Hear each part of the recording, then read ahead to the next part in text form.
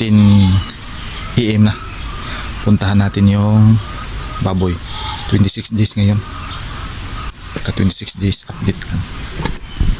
Update na siya. Bigyan natin ng snacks.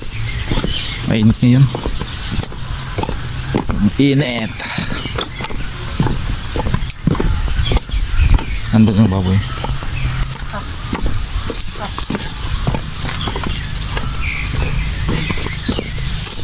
Andun. Doon.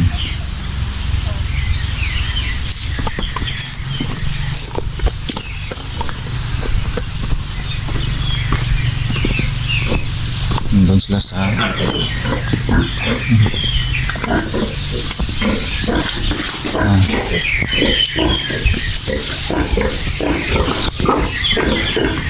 yan. Snack time na kasi nila ngayon. Tapos yung isa malapit na itong harvest.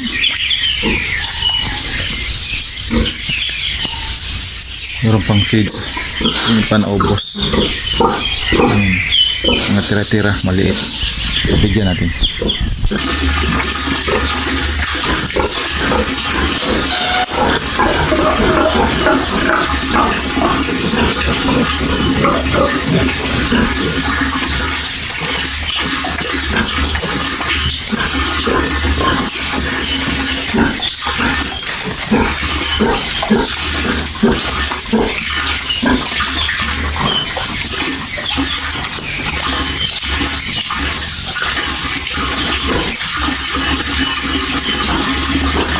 Malapit na itong harvest ay yung October 24. Update lang.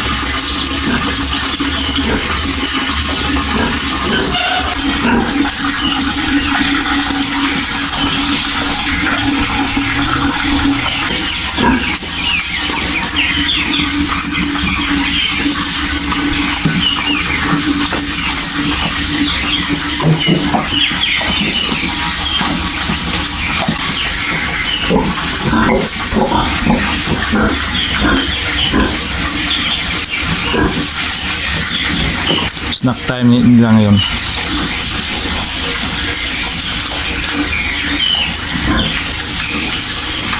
Yung isang piglet, oh. Nigaan yung pagkain nila. Andun sa may feeder.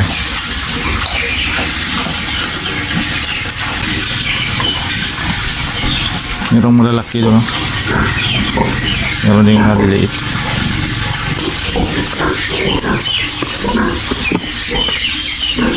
Ayan. Diyan nilagay ko yung manok ko dati. Kinain ng aso. Merong mga kambing dito. Ayan. Marami-marami ito sila. Yung iba hindi pinasok ito. Bagong kapanganak ko. Dumami na sila. Yan, itong laki white male, yung kanyang mga anak, offspring niya. Yung iba nandun, hindi pinasok dito. Tubig nila. Butan mimi.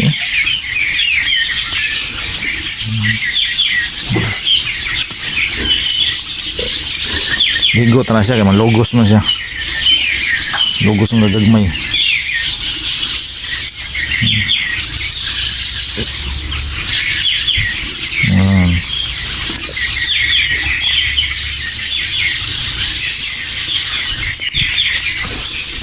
Sa kabila wala nang laman.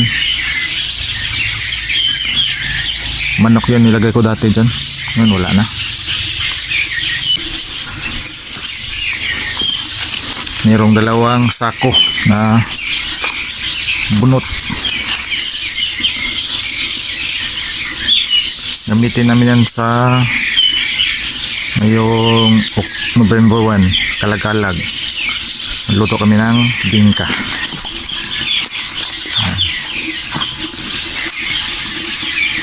Yung sa tubig nasira, sinain ng baboy. Tapos ito nasira din, balik po ko to.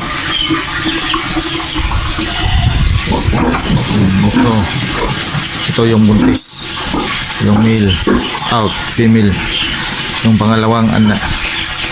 Magkapatid to sila eh. Yan, magkapatid yan. Mandumi.